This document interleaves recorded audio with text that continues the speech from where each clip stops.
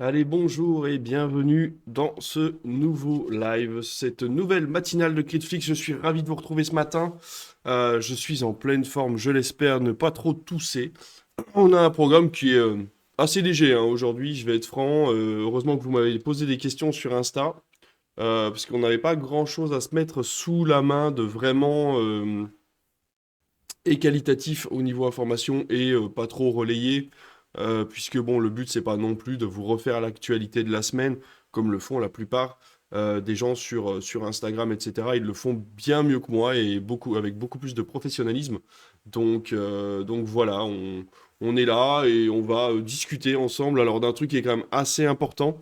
Dont tout le monde a parlé, mais on va en parler aussi. C'est quand même un grand moment du cinéma, voilà, une page qui se tourne, on va dire. Et puis voilà, j'ai deux, trois petites autres choses à vous dire. Et on passera aussi aux recommandations. J'ai trouvé deux recommandations à vous faire. Quand vous en aurez le temps, quand votre watchlist sera vide, c'est-à-dire jamais.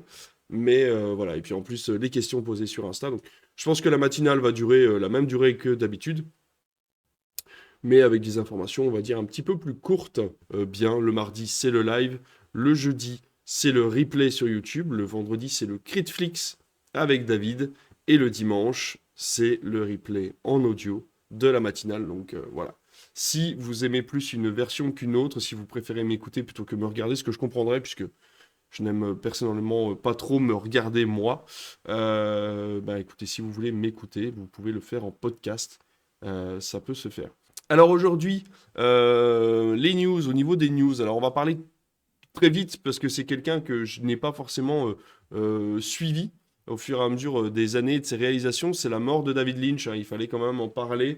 Il va y avoir énormément de choses, je pense, qui vont être faites, hein. Déjà des hommages hein, sur les chaînes de télévision et sûrement dans les cinémas proches de chez vous.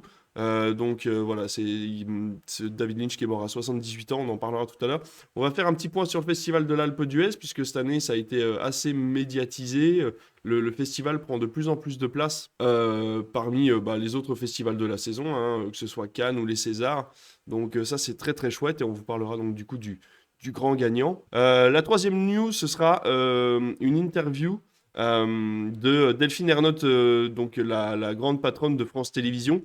Il y a eu une interview il n'y a pas longtemps dans le film français de cette directrice des chaînes de France Télé.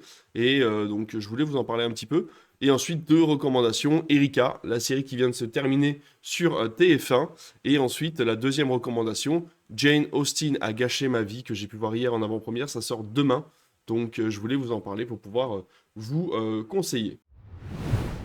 David Lynch, donc mort à 78 ans, donc réalisateur, on l'a dit, de Mulholland Drive, d'Elephant Man également. Il a fait 10 longs métrages, c'est pas énorme hein, finalement. C'est pas énorme, mais ça a à chaque fois marqué le cinéma. Il a sa façon à lui de réaliser des films. Il avait remporté la Palme d'Or pour Sailor et Lula. C'est un monsieur que moi alors je le connais pas personnellement, donc moi le monsieur m'intéresse peu, mais sa filmographie, j'ai eu toujours un petit peu de mal. C'est du cinéma qui est très métaphorique, qui va être très complexe à appréhender. C'est des choses qui sont parfois très compliquées et qui méritent une analyse avec revisionnage. Et c'est vrai que je ne suis pas quelqu'un qui revisionne énormément. Je ne suis pas quelqu'un qui va aller chercher l'explication quand il ne l'a pas dès son premier visionnage. Alors c'est assez compliqué pour moi de vous dire que je regrette énormément la mort de ce monsieur, mais ce qu'on ne peut pas nier, c'est qu'il a marqué le cinéma. Ça fait donc entre 1977 et 2006, donc il a quand même été là sur une grande partie de l'histoire du cinéma des années, enfin du 20e siècle, quoi. Et à chaque fois, ça a été, je vais pas dire une révolution, mais en tout cas, il a su amener des choses. Il a su amener des choses au cinéma. Alors, il y a un article de Première qui est sorti pour vous dire où vous pouvez retrouver les films de David Lynch si vous voulez vous intéresser à sa filmographie. Ce que je risque de faire dans les semaines à venir. Vous avez Eraserhead, donc son premier film de 1977 qui est disponible sur Univers Ciné. Alors c'est vrai qu'on n'en parle pas beaucoup d'Univers Ciné, mais c'est une plateforme assez sympa qui est pas très très chère et qui vous permet alors de louer en fait des films à bas prix. Et souvent c'est des films à réessai, voilà. Elephant Man qui est disponible sur MyCanal. Vous avez Dune, donc la version de 1984, donc sa version à lui, forcément, qui est disponible sur Lionsgate et sur YouTube, en version française, exclusivement par contre. Mais c'est quand même fou. Blue Velvet, c'est disponible sur Prime Video. Sailor et Lula, c'est disponible sur MyCanal.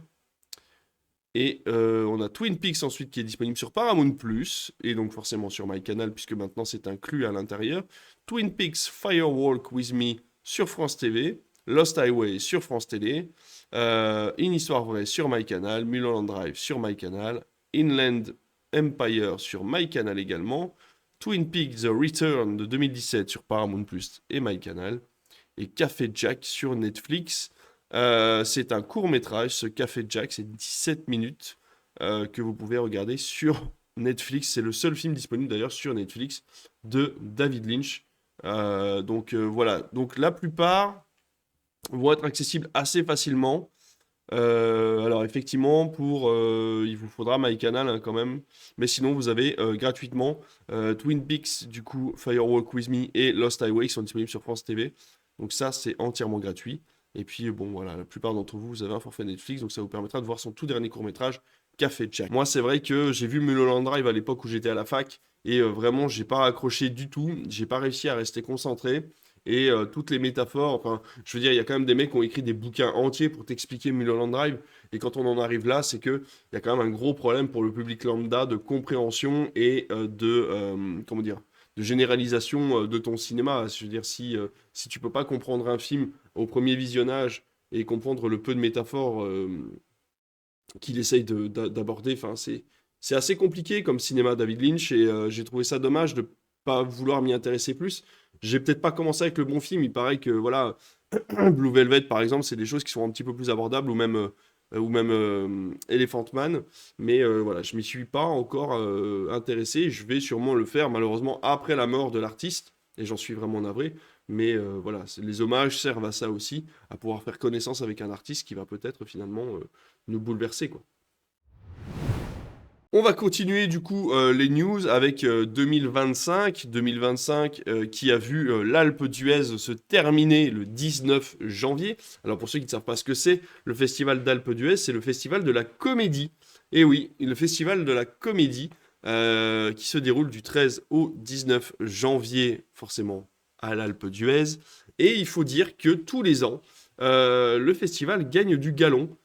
Puisque à chaque fois, on a un petit peu plus de médiatisation, on en sait un petit peu plus sur le festival, sur les stars qui sont invitées, sur les personnalités qui sont demandées, sur les films sélectionnés.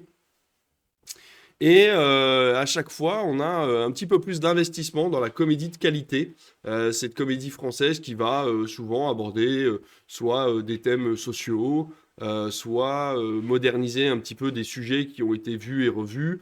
L'année dernière, c'était Nous les Leroy qui avait gagné le Grand Prix de l'Alpe d'Huez, donc le film de Florent Bernard. J'en étais très content. Il le mérite amplement.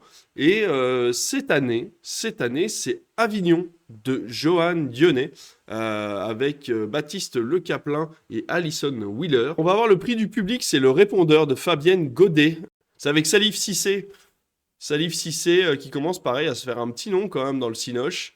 Qu'on commence à voir pas mal. Il était dans Juliette au printemps, moi je l'ai pu vu dans Spectateur, dans La vie de ma mère, dans Le Beau Rôle.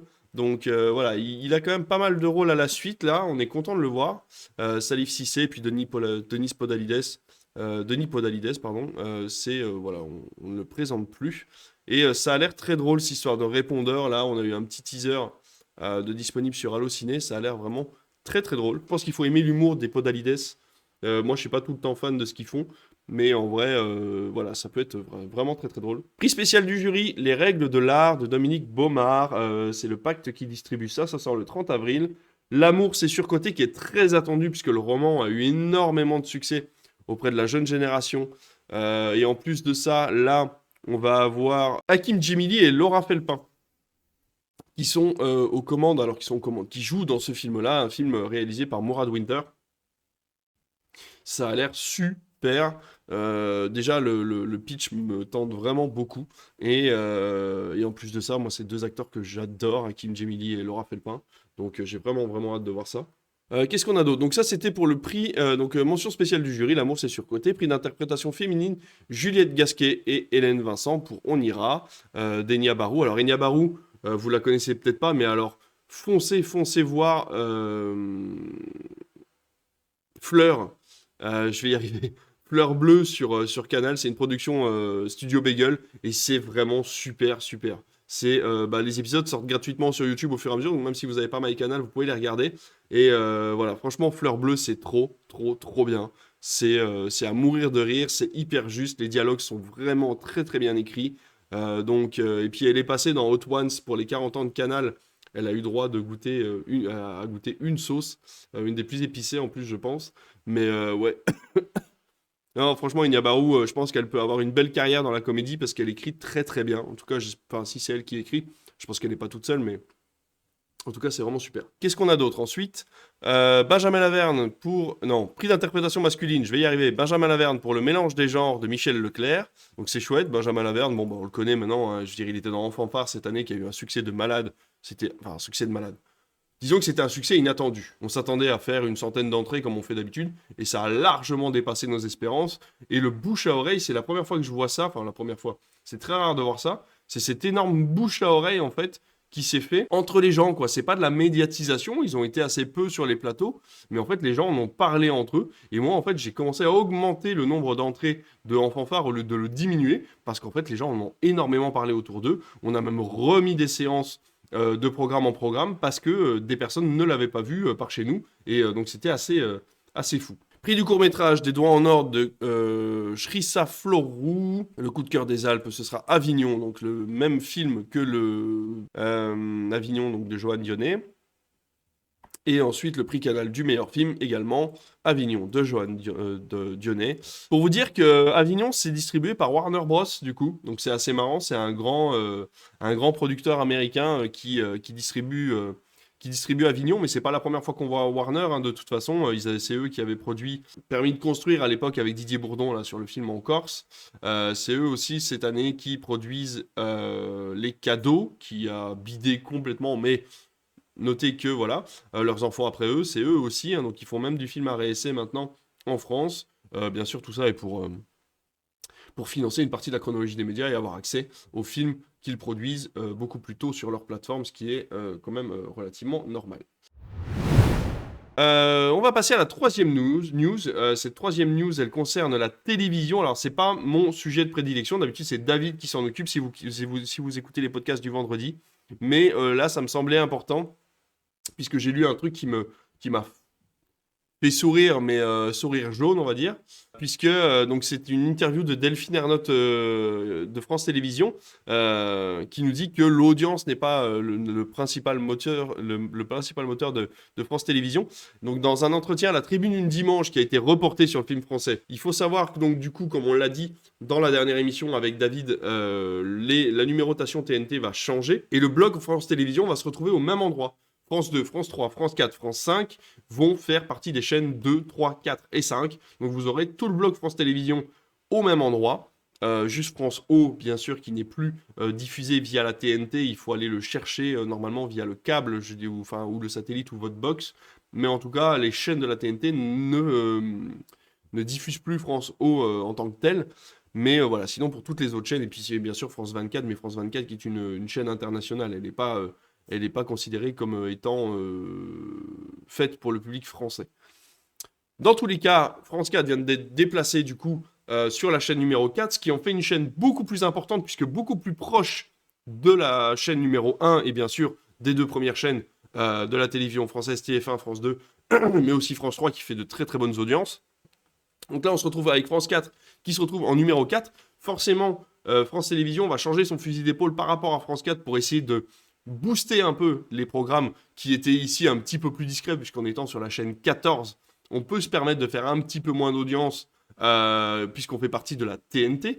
Mais là, par contre, France 4 ne fait plus partie de la TNT, ils font vraiment partie des chaînes principales, les 4 premières chaînes principales. Donc, voilà, faut aussi comprendre que l'Arcom risque de demander aussi des choses à France Télévisions par rapport à cette chaîne de France 4 qui va devoir changer ses programmes en partie, bien qu'ils ont toujours ce principe de rester dédiés au jeune public le matin et à la culture le soir. Tout ça pour dire que du coup, ce qui est assez intéressant, c'est de savoir que France Télévisions à l'époque était payé par votre redevance télévision.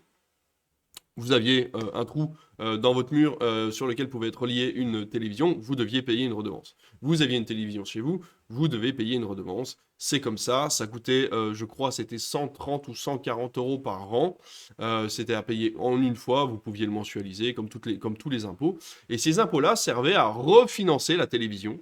Et il y a quelques années, Emmanuel Macron a décidé, avec son gouvernement, de supprimer cette redevance télé en disant que on allait récupérer l'argent de la redevance télé via la TVA, donc cet argent qui rentre des entreprises qui ont un pourcentage à refiler du coup au gouvernement après des achats ou des reventes.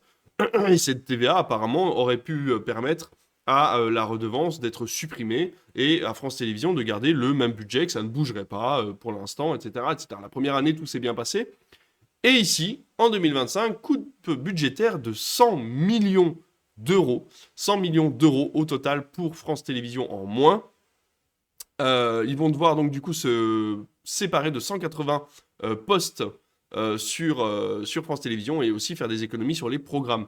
Alors, c'est un peu dérangeant puisque pour l'instant, vraiment, France 2 est au coude à coude par rapport à TF1. C'est-à-dire que vraiment, il y a des fois où France 2 est devant TF1, ce qui n'était pas souvent arrivé. On est même sur un pourcentage quasi égal sur de la médiamétrie à la journée. Donc voilà, on était vraiment, France Télévisions se plaçait très bien. Ce que je trouve vraiment plutôt chouette, en fait, on reproche un petit peu à la télévision publique d'être une télévision gouvernementale, mais il faut bien comprendre que France Télévisions, ils sont normalement en grande partie indépendants sur leur programmation et sur ce qu'ils peuvent dire à la télévision, tant qu'ils n'en font pas trop et que l'ARCOM ne passe pas derrière en se disant, bon voilà, vous avez déconné, on l'a vu plusieurs fois sur C8.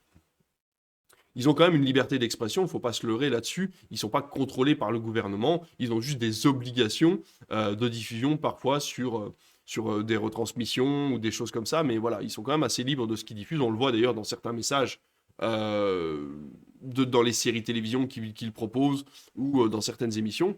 Donc ça, c'est pas un souci. Mais là, avec 100 millions d'euros en moins, il y a de fortes chances que France Télévisions en pâtisse, surtout avec France 4 qui vient de passer sur le canal 4 et qui va devoir augmenter la qualité de ses programmes.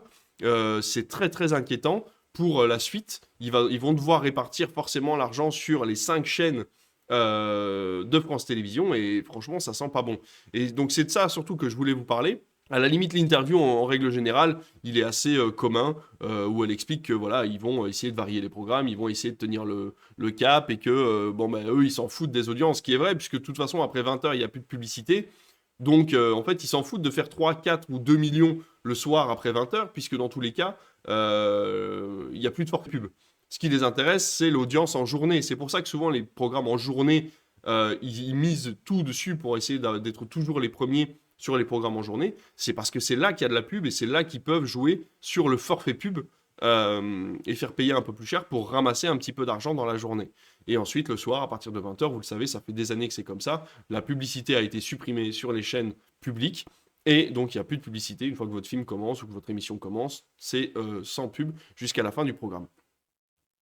Donc il faut bien comprendre qu'effectivement, eux, les audiences, ils s'en foutent un peu en fait, hein, voilà. Mais c'est quand même une histoire d'ego. Et puis une histoire de mise en avant aussi, de dire, bon ben voilà, France Télévisions était le premier sur le film du dimanche soir, par exemple, ou ce genre de choses, quoi. Donc c'est important pour eux quand même de faire de l'audience. Avec 100 millions de moins, c'est forcément des productions France Télévisions qui vont risquer d'être supprimées, des saisons de séries qui fonctionnent très bien qui risquent de ne pas voir le jour, ou encore une fois, peut-être des émissions qui étaient prévues, qui ne vont pas être enfin, qui ne vont pas être diffusées. Encore une fois, bah, par exemple, Interville. Alors, je ne sais pas si l'émission est déjà produite ou pas, s'ils attendent la diffusion, mais en tout cas, c'est une émission qui va coûter très cher. Et il est fort probable que France Télévisions n'ait peut-être plus les moyens de produire un tel changement. Enfin, une telle émission. C'est quand même assez fou. Il est fort probable qu'ils misent tout aussi sur France.tv, puisqu'il y a quand même des publicités hein, sur France.tv de temps en temps sur certains programmes. Donc il est fort probable qu'ils jouent aussi là-dessus, en espérant que les gens fassent pas mal de replays, et avec le replay d'avoir un petit peu de publicité, donc forcément un petit peu de fond qui rentre. D'ailleurs, elle est très bien, hein, cette plateforme de France Télévisions. Donc, je vous la conseille dans tous les cas. Mais voilà, c'est une mauvaise nouvelle de plus de l'entente entre la télévision et le gouvernement. Parce qu'il y a aussi un truc, nous, on s'intéresse à ça également. Le cinéma, ça coûte cher. Acheter un film pour le diffuser en soirée, ça coûte cher. Donc, il faut aussi prendre ça en compte, c'est que ces 100 millions d'euros là, c'est 100 millions d'euros qui ne vont pas aller dans des achats de films pour le dimanche soir. Et donc forcément, des duels du dimanche peut-être un peu moins intéressants, surtout du côté de France 2. Bah écoutez, du côté news, moi j'en ai terminé. C'était assez court comme je vous l'avais dit, parce que finalement j'ai pas trouvé grand-chose à se mettre sous la main. Je vous laisse aller voir, il y a énormément de choses qui ont été annoncées, hein. Il y a des news qui sortent tous les jours, mais vous avez de très très bons comptes Instagram où tout simplement aller voir sur des sites comme Première, Télérama, même Combini, qui ont des sections cinéma qui sont très intéressantes, qui sont faites par des pros et qui vont relier des infos voilà, plusieurs fois, la même. Vous allez retrouver ces informations-là un peu partout. Donc moi, ça m'intéresse moins de vous les diffuser parce que finalement, c'est un peu redondant. Je ne vais pas aller vous diffuser une info dont tout le monde a entendu parler. Le dialogue risque d'être assez restreint. C'est pas vraiment intéressant ni pour vous ni pour moi. Donc je vous laisserai aller voir ces news-là tout doucement. Voilà, vous allez sur le site de Première ou de Combini. Ou je vous dis sur Instagram, hein, vous vous abonnez à des mecs comme les Actus du Père Jean ou Geek in World ou des choses comme ça. Et vous allez pouvoir avoir les infos en direct. Ils sont très forts pour ça. Il y a un article qui sort quasiment une fois par jour qui vous annonce un petit peu ce qui a été annoncé, les rumeurs, etc. Moi, je suis pas très rumeur, j'aime pas trop ça. Je trouve ça un peu relou. Ou alors les informations, genre tel acteur va jouer The Flash et en fait on apprend dans l'article que non, il adorerait jouer The Flash mais que c'est pas du tout au programme. Donc voilà, moi ce genre d'infos ça m'intéresse pas. Je suis pas fan, donc je vous laisserai aller commenter ça de votre côté et après on peut en parler librement pendant le live, il n'y a pas de souci. Si vous entendez parler d'infos importantes, moi ça me gêne pas d'en parler, mais ce sera pas dans mes actus principales. Ma première recommandation cette semaine, ce sera Erika. La première saison vient de finir sur TF1. Du coup, vous avez la possibilité de regarder la saison entière sur TF1+. Erika, c'est l'histoire d'une écrivain, une écrivaine, qui retourne dans sa ville natale du côté de la Bretagne et qui va rencontrer un policier avec qui elle s'entend pas très bien, mais voilà, elle se retrouve un petit peu malgré elle dans une enquête policière qui la concerne de près ou de loin et va forcément s'enclencher. Ça va réactiver son imagination et elle va pouvoir réécrire des bouquins puisque en fait elle revient dans sa famille parce que justement elle a un trou, elle n'arrive plus à écrire et cette enquête policière va réactiver son imagination. Elle va donc pouvoir retourner voir sa sœur, voilà, il y a de la famille, des amis, etc., etc. Donc, ce qui est bien, c'est qu'on n'a pas à construire des amitiés en fait dans Erika puisqu'elle connaît quasiment tout le monde et puis voilà, après il y a de nouvelles personnes forcément qui arrivent pour les enquêtes, etc. Alors forcément, faut aimer les séries qui parlent d'enquête, hein. C'est une série policière. De toute façon, il n'y a plus que ça qui fonctionne, hein. Les sitcoms, ça n'existe plus hein, depuis The Big Bang Theory ou ce genre de choses. On a très très peu de sitcoms de 20 minutes, une demi-heure qui apparaissent, à part en pré-soirée, comme Scène de ménage, par exemple, qui sont des petits sketchs où bah, on a les séries sur TF1, Demain nous appartient, Si Grand Soleil, etc., etc. Mais c'est vrai que de la comédie pure ou du drame pur en série, on n'en a pas tant que ça. Ou alors, il faut toujours qu'il y ait une enquête quelque part. Mais bon, bref. Là, on est sur de la série policière comique avec un duo femme-homme, elle écrivaine, lui flic. Ce que j'aime bien, c'est qu'on voit Théo Fernandez. Je suis très content de le voir, hein. C'est Coin dans Les Tuches. Et c'est un acteur que j'aime bien. Je trouve qu'il joue bien. Et c'est bien de le voir dans un autre rôle que celui des Tuches, justement, parce qu'il essaye un peu de s'en séparer. Et il galère un peu, le pauvre. Donc, je suis très content de le voir là. Les deux acteurs principaux jouent très bien aussi, il n'y a pas de souci. J'ai trouvé que l'univers était plus intéressant que les enquêtes. L'univers qu'ils ont créé autour d'Erika est vraiment très sympa. C'est-à-dire que voilà, il y a des histoires en fait dans sa famille ou même autour d'elle, enfin pour elle en règle générale, qui sont vraiment beaucoup plus intéressants sur des sujets beaucoup plus modernes aussi. On n'a pas trop l'habitude sur TF1 de voir des couples homosexuels de façon aussi naturelle. Là, Erika, c'est une mère célibataire. On a beaucoup de scènes de violence conjugale également. La dernière enquête qui a eu lieu hier soir à l'heure à laquelle je vous parle concernait la tentative d'assassinat d'un enfant. Donc voilà, c'est des choses qu'on n'a pas l'habitude de voir dans des séries, et particulièrement dans des séries TF1, en tout cas depuis que je regarde, donc c'est-à-dire il y a, allez, ça fait 2 ans vraiment que je me suis mis à regarder des séries TF1, et ça faisait longtemps que j'avais pas vu vraiment un univers autour du personnage principal aussi moderne de façon naturelle. Il n'y a rien de forcé en fait dans ces sujets-là, et je trouve ça très bien.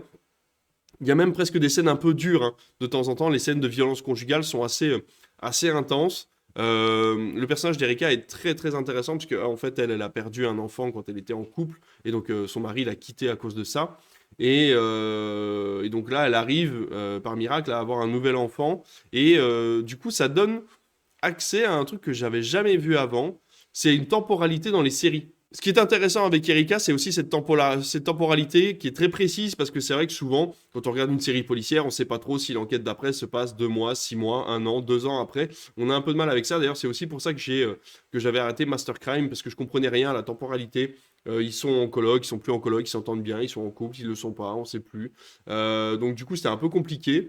Et en fait, on a l'impression qu'il y a un meurtre tous les jours à Paris, ou il y a un meurtre tous les jours dans les séries policières en général. Et c'est un peu chiant de se dire, bah ouais, non, mais attends, les flics sont pas tous les jours sur une nouvelle enquête, c'est pas possible. Donc c'est un peu chiant. Mais là, la temporalité, elle est précise. Et c'est ça qui est chouette, c'est-à-dire que la première, bon, bah voilà, le premier épisode se passe le jour J, et on apprend que le deuxième épisode se passe 4 mois plus tard, par exemple. Et le troisième épisode, enfin la troisième partie en fait de la première saison, se passe 1 an plus tard. Et donc c'est vraiment chouette d'avoir cette temporalité via, pas forcément, c'est pas marqué 1 an plus tard, mais c'est des, comment dire, c'est des choses en fond qui font qu'on arrive à repérer quand est-ce que ça se passe, et je trouve ça hyper intéressant, on accroche forcément à ça. Alors par contre, c'est un problème totalement personnel, mais c'est vrai que c'est une série où il faut être hyper attentif. Ça, j'ai plus l'habitude, moi, quand je regarde une série, j'aime bien être sur mon téléphone en même temps, j'aime bien, tiens, j'ai pas pensé à lancer le lave-vaisselle, j'ai pas pensé à débarrasser la table, donc je vais faire ça en même temps, pendant un creux, etc. Et ben là, si vous n'êtes pas trop attentif, c'est vraiment compliqué de suivre la série. Il y a énormément de personnages, énormément d'éléments qui arrivent au fur et à mesure.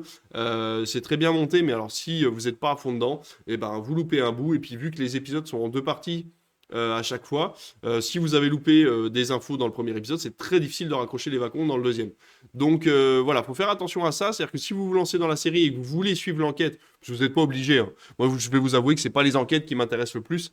Ce qui m'intéresse le plus dans la série, c'était principalement ce qui se passait autour, comme je vous l'ai dit, puisque l'univers est quand même assez bien fichu. Mais voilà, concentrez-vous. Concentrez-vous parce que sinon vous allez perdre le fil. Et le problème, c'est qu'une fois qu'on perd le fil de l'enquête, on s'ennuie un peu, puisqu'on comprend plus rien. Il y a beaucoup de noms de personnages, etc. etc.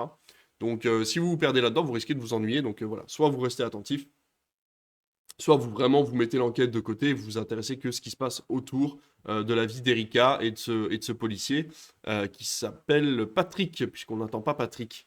Voilà, Patrick qui est le personnage secondaire, donc l'amoureux d'Erika. Ils sont... Ah oui, ça c'est très intéressant aussi, je vous spoil pas, mais dès le premier épisode, bah, ils sortent ensemble. Et c'est hyper rare de voir ça, souvent quand on regarde des séries comme Castle, ou The Mentalist, enfin voilà, toutes ces séries américaines où il y a un duo homme-femme, et ben il faut attendre 5, 6, 7 saisons avant qu'ils commencent à sortir ensemble. Et à ce moment-là, boum, ça switch et on n'est plus vraiment intéressé puisqu'on nous a teasé cet amour impossible pendant des années. Donc là, au bout d'un moment, bah, quand on arrive à la cinquième, sixième saison, ils se mettent ensemble, mais souvent la saison d'après, elle est ratée et puis ils arrêtent la série. Donc c'est un peu dommage. Là, ils se sont dit, bah de toute façon, on va mettre les pieds dedans directement, ça sera beaucoup plus intéressant, et effectivement, ça l'est. Dès le premier épisode, ils couchent ensemble et ils se disent, bon, bah maintenant, qu'est-ce qu'on fait, quoi? Et ils sont obligés de collaborer ensemble quand même, et c'est plutôt cool. Donc voilà, j'ai trouvé ça vraiment très chouette. J'ai pas autant aimé que Panda, parce que Panda, il y a ce côté humoristique qui est vraiment omniprésent, où là, vraiment, l'enquête est hyper facile à suivre, et le but, c'est juste de faire vanne sur vanne, et d'avoir ce personnage de de Panda, de Julien Doré, qui est vraiment, vraiment hilarant et qui est très très drôle et qui fonctionne très bien avec les autres personnages. Donc, on le voit, hein, de toute façon, je veux dire, le casting, Maxence et même le commissaire, c'est Kevern, Gustave Kervern, donc voilà, qui joue aussi beaucoup de rôles comiques, et Ophélia Kolb, qui fonctionne très bien aussi en duo avec Julien Doré. Donc, vraiment, Panda, c'est super. Mais Erika, c'est un petit peu en dessous. Alors, j'espère qu'il y aura quand même une deuxième saison, parce que ça finit sur un cliffhanger qui est quand même assez intense. Donc, on espère avoir une deuxième saison pas trop tard. C'est-à-dire pas dans 2 ans, quoi. Mais bon, là, étant donné que Panda a eu droit à 2 saisons en 2 ans, je pense qu'ils vont reprendre la production. Erika a pas trop mal fonctionné. On est après 9 heures, donc je devrais pouvoir avoir les audiences. 3 millions 9, donc non, non, on est bien, hein. On est bien, 3 millions pour M6, sera la vache. Et Rivage qui ne fonctionne pas, hein, David avait lâché, il me l'avait dit, 2 127 000. Donc voilà, la liste de Schindler, 1,4 million quand même, bravo. Bravo à France 3 pour ce 1,4 million. Bon, je vais essayer de pas trop me spoiler parce qu'on fera les audiences cette semaine avec David dans le podcast que vous retrouverez vendredi. Mais voilà, donc vous voyez, Erika tient bien, donc c'est sûr qu'il y aura une deuxième saison. On l'attend avec impatience. En tout cas, moi, je l'attends avec impatience parce que ce cliffhanger m'a quand même laissé sur ma faim. Et j'aimerais bien savoir comment ça se passe, puisque, étant donné que la série est quand même, je ne veux pas dire violente, mais un petit peu plus sombre que ce qu'on a l'habitude de voir sur TF1, et ben, il y a quand même des choses qui peuvent être inattendues dans la série, dans cette deuxième saison, donc j'ai vraiment hâte. On va finir avec la deuxième recommandation. Jane Austen a gâché ma vie. C'est un film de Laura Piali. Alors, c'est son premier long métrage, hein. Voilà, ça se voit un peu, mais c'est quand même très très bien fait. Avec Camille Rutherford, qui a joué dans Fario, Anatomie d'une chute, Le livre des solutions, Les Trois Mousquetaires Milady. C'est un second couteau, c'est un second rôle, mais qu'on voit beaucoup. Son visage doit sûrement vous dire quelque chose. Je suis ravi qu'elle ait pu avoir un premier rôle dans ce film de Jane Austen. Et puis, ça, c'est assez. C'est assez correspondant avec son personnage, on va en parler tout de suite. Il y a Pablo Poli aussi, qu'on a pu voir dans Les Plus Si Affinités, dans Borgo, dans Murder Party. C'est un acteur pareil qu'on voit beaucoup en second rôle, mais qui est omniprésent là maintenant dans le cinéma français. On en est très content parce que c'est un acteur qui est génial. Et voilà. J'ai beaucoup aimé Jane Austen, ça sort demain. Jane Austen a gâché ma vie. J'ai beaucoup aimé, ça sort demain, mercredi 22 janvier. Et c'est vraiment super. C'est une super comédie romantique. Très modernisée, puisque ben voilà, le but est de prendre comme référence les livres de Jane Austen que je n'ai jamais lus. Je ne suis pas un grand lecteur, vous le savez si vous me connaissez.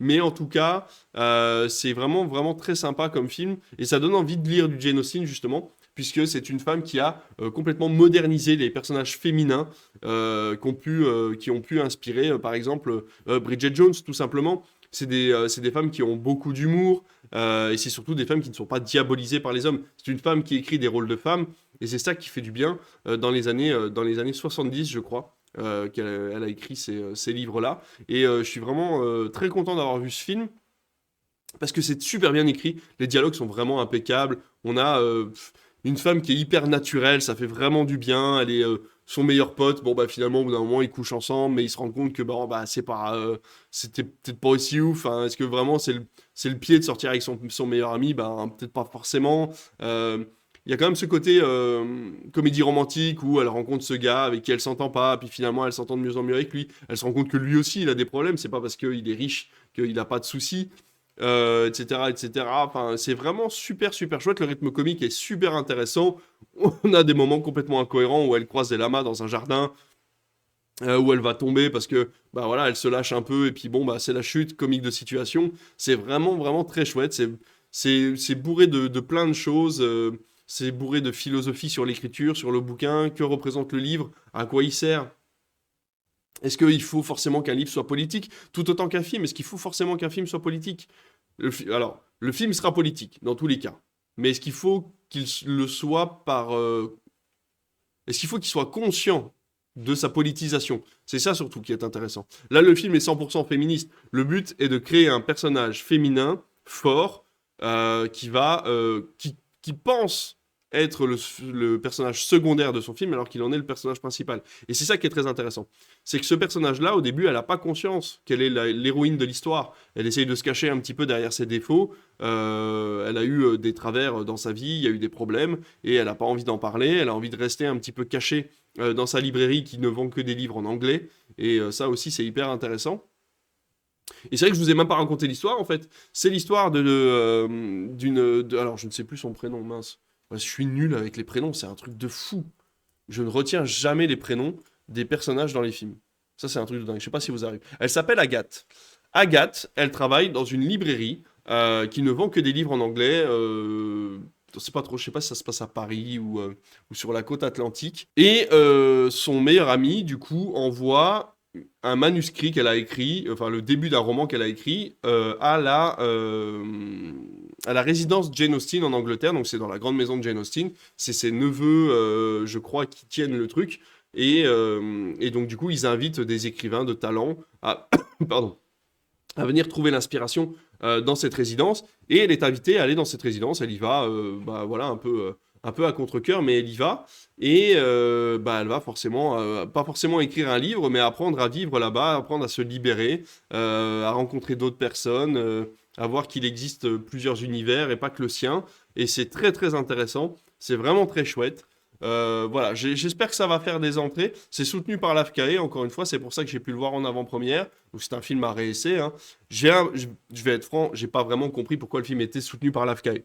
Là, ben voilà, enfin soutenu. Il est recommandé, pardon. L'œuvre possédant d'incontestables qualités mais n'ayant pas obtenu l'audience qu'elle méritait. Le film n'est pas encore sorti.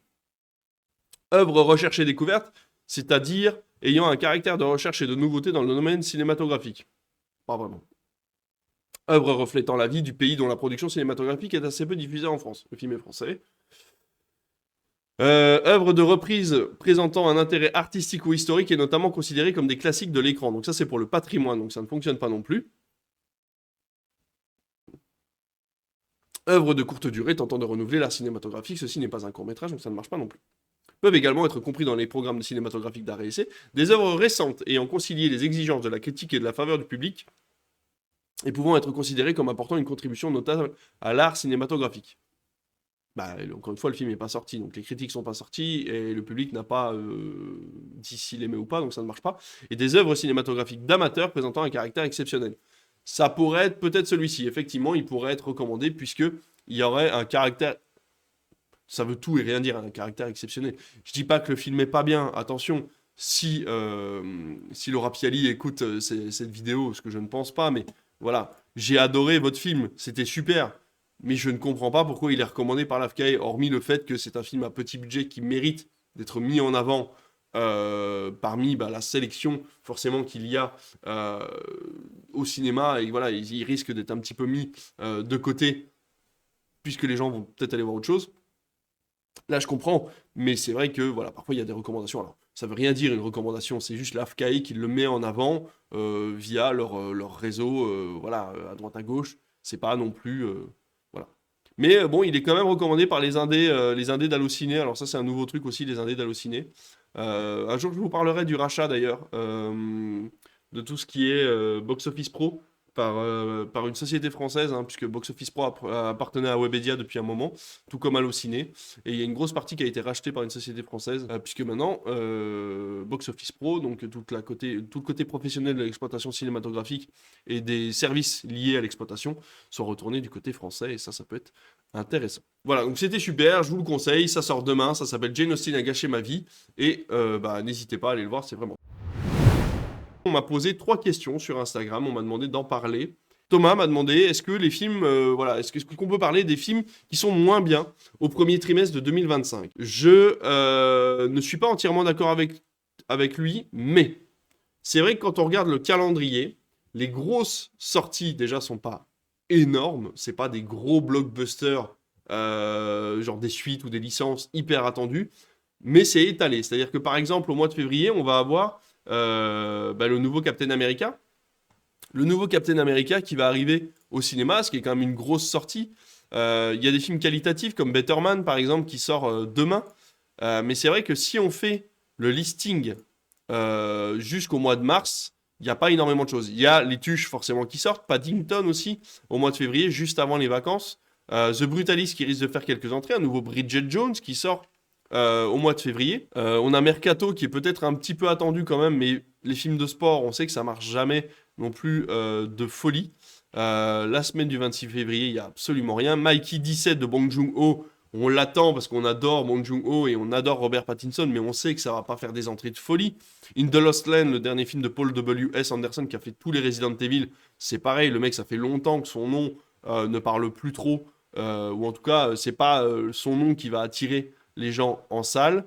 Et puis ensuite, on passe tout doucement au mois de mars. Il y a un Soderbergh qui sort, mais c'est pareil, les derniers Soderbergh ont été soit diffusés sur les plateformes, soit on fait un bid au cinéma.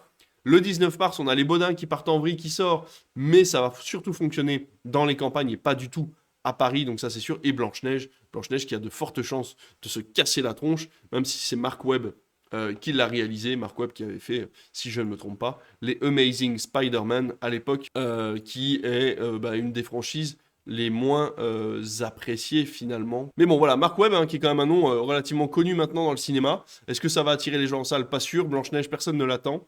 Donc ça va pas non plus casser trois pattes à un canard, je pense. Voilà, petite expression de vieux. Et ensuite, ouais, Nefarious, c'est pas non plus ce qui va ressortir. Minecraft, le film en avril, qui risque de faire un petit peu d'entrée aussi. Mais vraiment, c'est vrai qu'en soi, il n'y a pas.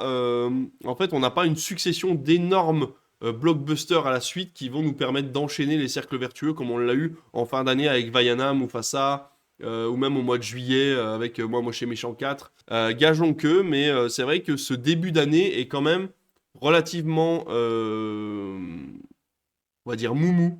Voilà, assez mou, c'est-à-dire que on n'a pas de grosses batailles entre plusieurs films. On sait que voilà, quand il y a une grosse licence qui sort, les autres sont pas en face, il n'y a pas de concurrence. Et sinon, il y a des semaines un peu creuses, effectivement, avec des films qui vont fonctionner, je pense, puisque voilà, il y a quand même toujours des fans, hein, le cinéma fonctionne bien.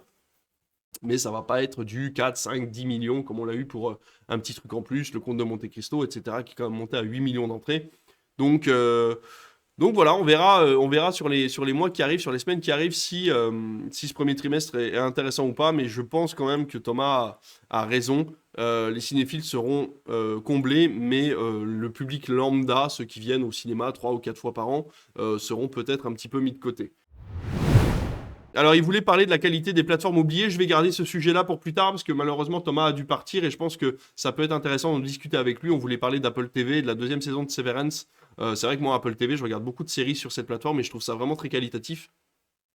Mais ça aurait été l'occasion de créer un peu le débat et peut-être de parler des autres plateformes, peut-être parler du fait que parfois il suffit juste d'avoir des plateformes de qualité, enfin des séries et des films de qualité, plutôt que de proposer à bouffer tout le temps comme au McDo. Et voilà, parfois on se perd un peu là-dedans, on en parle souvent avec David, les plateformes commencent un petit peu à nous casser les bonbons, et on se dit que bah, c'est pas forcément intéressant d'avoir trop de trucs à regarder, il vaut mieux avoir des trucs de qualité. Et Apple TV, c'est leur leitmotiv, hein. Ils veulent proposer des séries de qualité, donc ils en ont pas 100 non plus, hein. Ils en ont une trentaine ou une vingtaine, je crois, en tout, dont certaines qui sont déjà arrêtées ou annulées. Donc voilà, le catalogue est quand même assez restreint et c'est toujours assez qualitatif. Enfin, moi, ce que j'ai regardé, en tout cas, c'est toujours de qualité, donc franchement, ouais.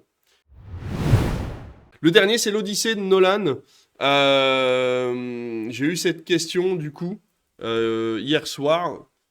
Et j'ai été un petit peu me renseigner. Alors, on n'a pas beaucoup d'infos. On n'a pas beaucoup d'infos là-dessus, donc ça va être difficile pour moi de vous donner vraiment mon ressenti là-dessus, que je vous invite à suivre d'ailleurs sur les réseaux de la tête à, qui m'a posé cette question sur ce futur film de Christopher Nolan qui sort en 2026, qui vient d'être annoncé, hein, qui vient à peine de rentrer en production, qui a un casting absolument dingue, hein, avec Tom Holland, je crois qu'il y aura Zendaya aussi, Robert Pattinson, enfin bon bref, gros casting. Mais est-ce que ça m'intéresse pour l'instant? Est-ce que j'attends de voir? Oui. Le problème, c'est que moi, j'ai pas aimé Oppenheimer. Enfin, j'ai pas aimé. Je me suis un peu ennuyé devant Oppenheimer. C'est beau, mais c'est scolaire de ouf. Depuis Tenet, en fait, je pense que Nolan, il se sent pousser des ailes et que parfois il laisse un peu trop parler son moi, et qu'il y a un peu d'ego là-dedans et j'ai un peu de mal. J'ai un peu de mal à raccrocher les wagons avec Christopher Nolan.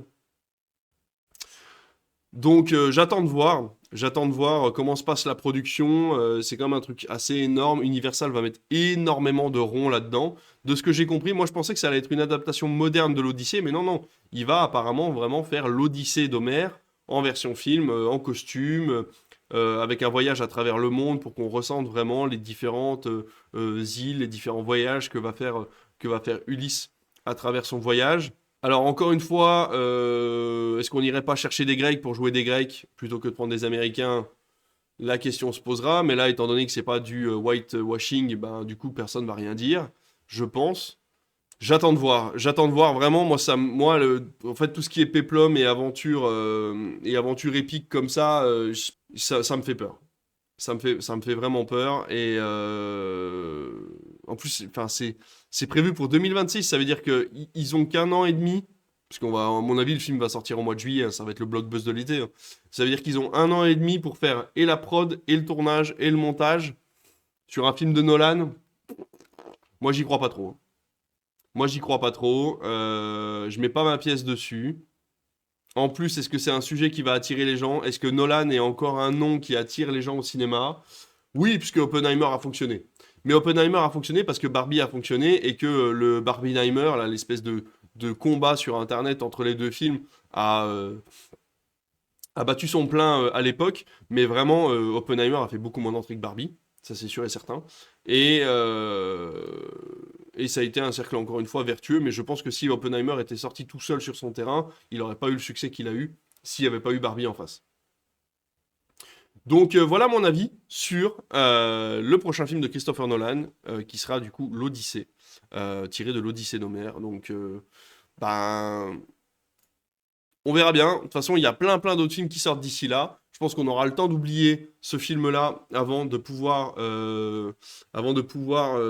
repenser à 2026.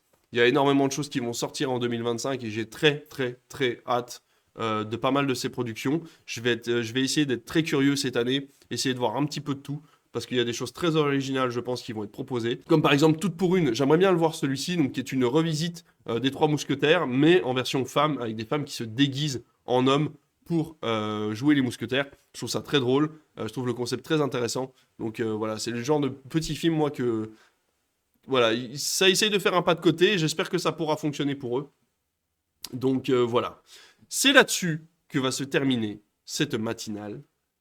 Je vous laisse vous abonner, je vous laisse commenter si vous êtes sur la vidéo YouTube. Je vous laisse liker aussi si vous en avez la possibilité.